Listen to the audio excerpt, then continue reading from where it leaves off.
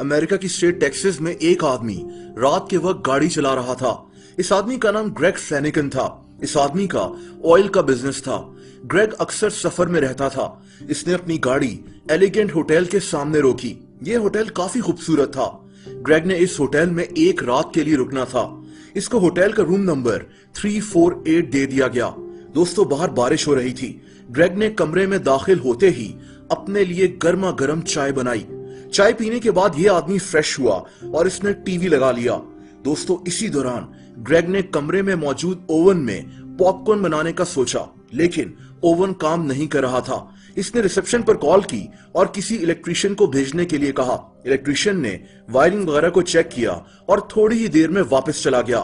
दोस्तों, ग्रेग सुकून से अपने बेड पर लेट गया। इसने अपना लैपटॉप खोला और अपनी ईमेल्स भी चेक की। इसने अपनी बीवी को भी एक ईमेल की। ये जब भी घर से दूर होता था तो अपनी बीवी सूसी को ईमेल जरूर भेजता था। अगली सुबह इसकी बीवी ने इसको कॉल की, लेकिन ग्रेग ने कॉल नहीं उठाई। ऐसा पहले कभी नहीं हुआ था। ग्रेग के ऑफिस से भी इसको कॉल्स की गईं, लेकिन ग्रेग कॉल पिक नहीं कर रहा था। दोपहर हो गई और इसकी बीवी काफी परेशान हो गई। ग्रेग के ऑफिस से कुछ लोग होटल एलिगेंट पहुंचे। होटल के मैनेजर ने रूम 348 का दरवाजा खुलवाया तो ग्रेग की लाश जमीन पर पड़ी हुई थी। दोस्तों, इसके हाथ में सिगरेट थी। होटल मैनेजर ने फौरन पुलिस को कॉल की। पुलिस ने ग्रेग की लाश और कमरे का मुआयना करना शुरू किया। दोस्तों, ग्रेग के जिस्म पर जख्म का कोई निशान नहीं था। सिर्फ इसकी टांग के अंदर एक छोटा सा जख्म बना हुआ था। ग्रेग के वॉलेट में पैसे और इसका सामान भी वैसे का वैसा ही पड़ा हुआ था। ग्रेग की लाश को हॉस्पिटल ले जाया गया ताकि इसका पोस्टमार्टम किया जा सके। ये पोस्टमार्टम डॉक्टर टॉमी ब्राउन ने किया था। इस पोस्टमार्टम में एक ऐसी बात सामने आई जिसने डॉक्टर के होश उड़ा दिए। ग्रेग का जिस्म अंदर से तबाह हुआ था। इसकी आंतड़ियां फट चुकी थीं और अंदर से खाना बाहर आया हुआ था। ग्रेग के दिल में भी सुराख हो चुका था, लेकिन ग्रेग के जिस्म पर कोई ऐसे आसार नहीं थे कि इसे किसी ने मारा हो। इसकी टांग के अंदर सिर्फ एक छोटा सा जख्म बना हुआ था। डॉक्टर ने 45 मिनट तक ग्रेग की बॉडी का मुआयना किया, लेकिन इसको कुछ समझ में नहीं आया कि इसके साथ हुआ क्या था। बाहर से बॉडी ठीक थी, लेकिन अंदर से सब कुछ डैमेज हो चुका था। डॉक्टर टॉमी ने इसको एक कत्ल करार दिया, लेकिन कैसे, ये इसकी समझ में नहीं आया। दूसरी तरफ पुलिस ने फौरन होटल की सीसीटीवी फुटेज चेक की। ग्रेग ना तो अपने कमरे से बाहर गया था और ना ही इसके कमरे के अंदर कोई आया था, सिवाय उस इलेक्ट्रिशियन के। लेकिन इसके जाने के बाद ग्रेग ने अपनी बीवी को ईमेल भी की थी। ग्रेग को कैसे कत्ल किया गया, पुलिस की समझ में नहीं आ रहा था। कमरे की खिड़कियां भी अंदर से बंद थीं। ग्रेग के कमरे के साथ रूम 349 में 3 लोग रुके हुए थे। इनसे भी पूछगछ की गई, लेकिन ये लोग तो ग्रेग को जानते ही नहीं थे। होटल के इस फ्लोर पर बस ग्रेग और ये 3 लोग रुके हुए थे। दोस्तों, 1 साल तक पुलिस इस केस पर काम करती रही, लेकिन कोई बात सामने नहीं आ सकी। आखिरकार थक हार कर ग्रेग की बीवी सुसी ने एक प्राइवेट जासूस को इस केस के लिए हायर कर लिया। इसका नाम केन ब्रेनन था। ये अजीब केस मीडिया के जरिए काफी मशहूर हो गया था। केन ब्रेनन पहले एफबीआई में काम कर चुका था। ये आदमी काफी तजुर्बेकार था। इसने रूम 348 से अपनी इन्वेस्टिगेशन का आगाज किया। दोस्तों, अपने पहले ही विजिट में केन को कुछ ऐसा नजर आया जिसने इस केस को सॉल्व कर दिया।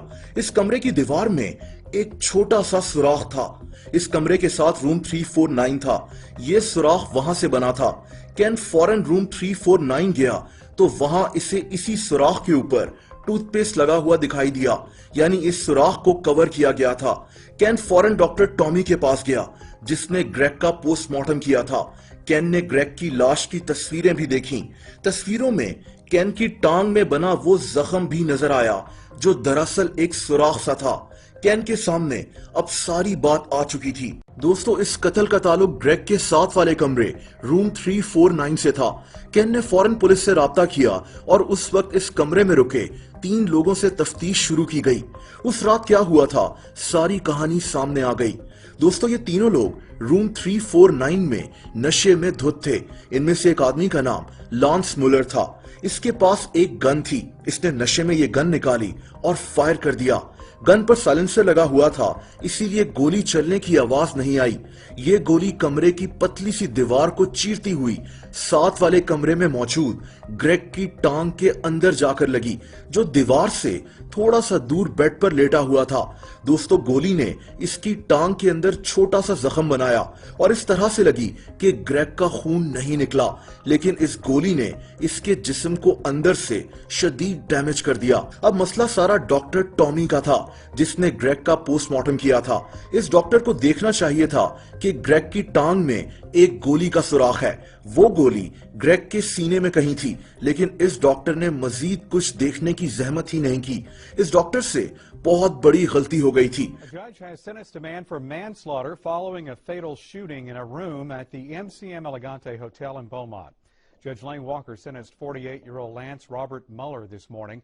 Beaumont police say in September of 2010, Muller and his friends were drinking in a room at the Elegante, and he was playing around with his 9mm pistol.